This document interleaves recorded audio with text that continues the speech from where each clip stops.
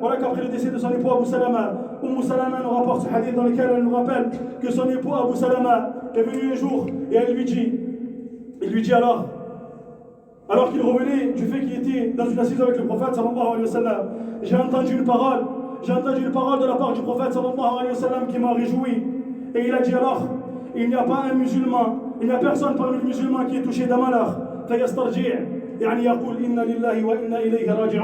Puis qu'il dit cette parole, certes c'est à Allah que nous appartenons, et certes c'est vers lui que nous retournerons lorsqu'il est touché par un malheur. Puis il dit, Allahumma ajurni fi musibati, oh Allah, accorde-moi ta récompense au sujet du malheur qui m'a touché, wakhruf li khayran minha, et fais-moi succéder à ce malheur un bonheur et quelque chose de meilleur, sans que ceci ne soit effectué. Et voilà que Salama a mémorisé ceci de la part de son mari. Et elle dit alors, lorsque Abu Salama est décédé, istarja'tu, c'est-à-dire j'ai dit cette parole, inna lillahi wa inna ilayhi raji'un, et j'ai dit cette invocation, oh Allah, accorde-moi ta récompense au sujet de ce malheur et fais-moi succéder ce malheur par quelque chose de meilleur. Puis je me suis dit en moi-même, elle dit alors, qu'aurais-je donc, qu'y a-t-il de meilleur alors qu'Abu Salama, son époux qu'elle venait de perdre? فلما انقضت عدتي استأذن علي رسول الله صلى الله عليه وسلم وأنا أدبغ إهابا لي فغسلت يدي من القرض وأذنت له فوضعت له وسادة أدم حشوها ليف فقعد عليها صلى الله عليه وسلم فخاطبني صلى الله عليه وسلم إلى نفسي. فلما فرغ من مقالته قلت يا رسول الله ما بي أن لا تكون بك الرغبة في ولكني امرأة في غيرة شديدة فأخاف أن ترى مني شيئا يعذبني الله به وأنا امرأة قد دخلت في السن وأنا ذات عيال. Serviteur d'Allah, voilà qu'après ceci, elle nous dit, lorsque ma période de viduité s'est achevée, et la période de viduité c'est la période durant laquelle il n'est pas permis à la femme d'épouser un autre homme alors que son mari a divorcé, ou alors il n'est pas permis à la femme d'épouser un autre homme alors que son mari est décédé. Voilà que lorsque cette période de viduité s'est achevée, le prophète sallallahu alayhi wa sallam a demandé la permission afin de rentrer auprès de moi alors que j'étais en train de tailler une peau. Je me suis lavé les mains et voilà que j'ai posé un coussin sur lequel il s'est assis sallallahu alayhi wa sallam et je lui ai permis d'entrer. Alors que je lui ai permis d'entrer, j'ai posé ainsi ce coussin qui contenait des fibres. Et voilà que le prophète sallallahu alayhi wa sallam m'a demandé la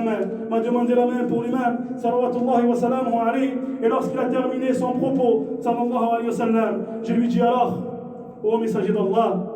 ce n'est pas que je ne désire pas me marier avec toi, cependant je suis une femme qui a une jalousie, qui est très très jalouse. Ce qui est voulu ici par Al-Ghayra, ce n'est pas Al-Ghayra qui est louable, mais c'est la jalousie qui entraîne le fait qu'il y ait une difficulté dans la vie conjugale, dans la vie maritale entre les deux époux. Donc il s'agit ici de la jalousie qui est blâmable et pas celle qui est louable, car la jalousie, lorsqu'on parle d'Al-Ghayra, il se peut qu'on désigne celle qui est louable. Elle dit, je suis une femme qui est très jalouse de cette jalousie, donc qui est blâmable.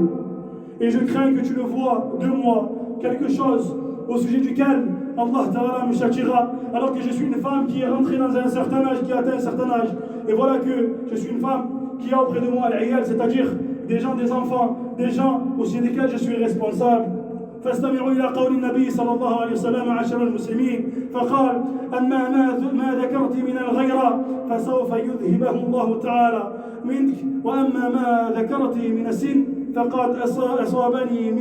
مثل الذي أصابك وأما ما ذكرت من العيال فإنما عيالك عيالي. الله أكبر. Serviteur d'Allah, le prophète sallallahu alayhi wa sallam lui a répondu à cet instant, quant à ce que tu as cité au sujet de ta jalousie, voilà qu'Allah Ta'ala la fera partir